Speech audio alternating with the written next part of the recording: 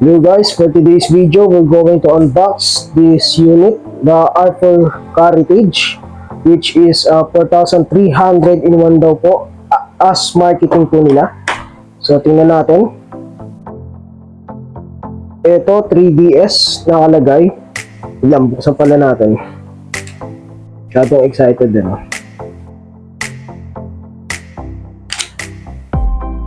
Sabi po dito, 4,300 in 1 games. Yan.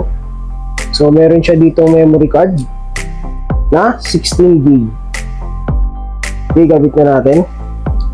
At try natin maglaro. So, ayun. Itatry na po natin sa 3DS. Sasaksak po natin. Yan.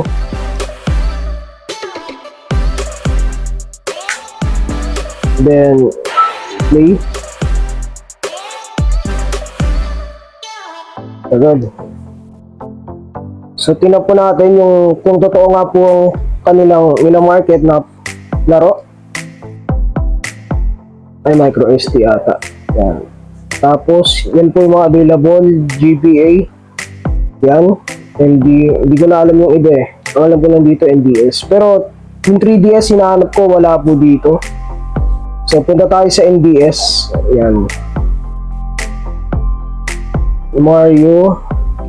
Yung mga laro.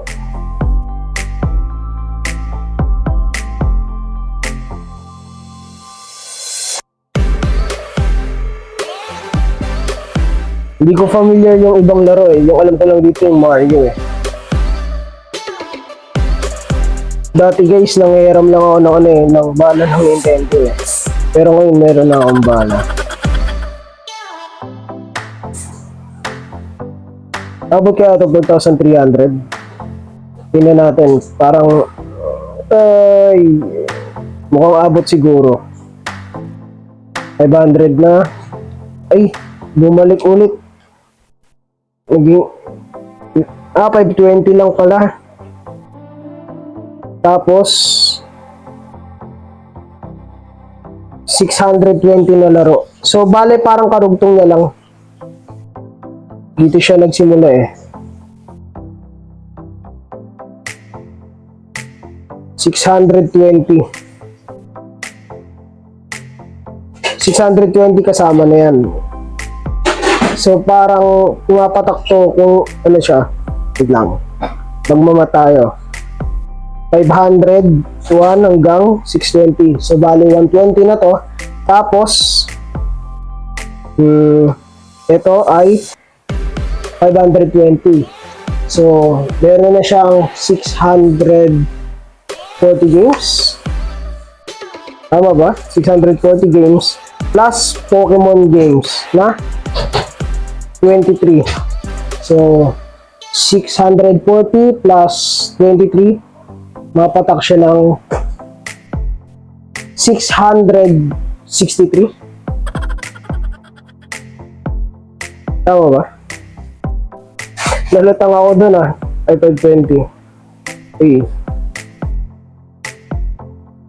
Yun, hindi siya legit na 4,300. So, maglaro tayo. Try natin. Try natin Mario.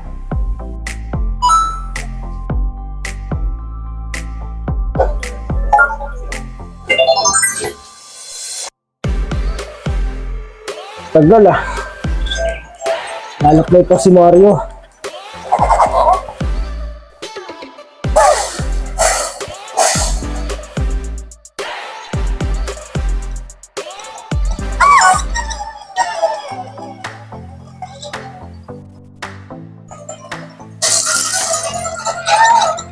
So, kwento ko lang din guys. Dati kasi nangihiram lang ako ng 3DS sa kakilala ko. Hindi, ngayon meron na ako. Meron din pala ako video na ito. Baka gusto nyo panoorin. Lagay ko na lang siguro dyan.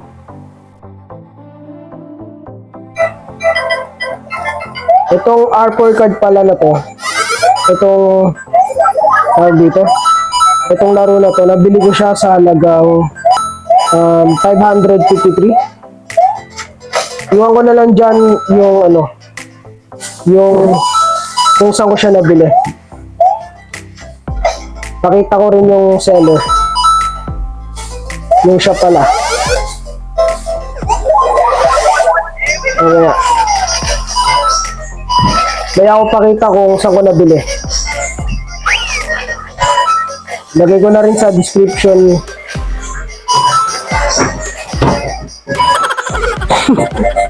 Buang.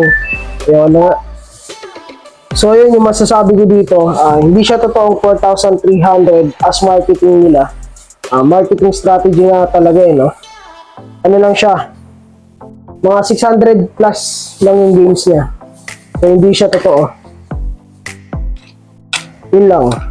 Sana merong na-enjoy nyo itong video na to kahit maiksi.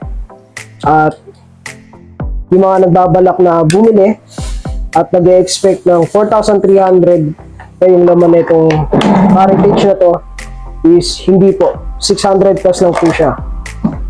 So ayun, dito po pala nagtatapos ang ating video.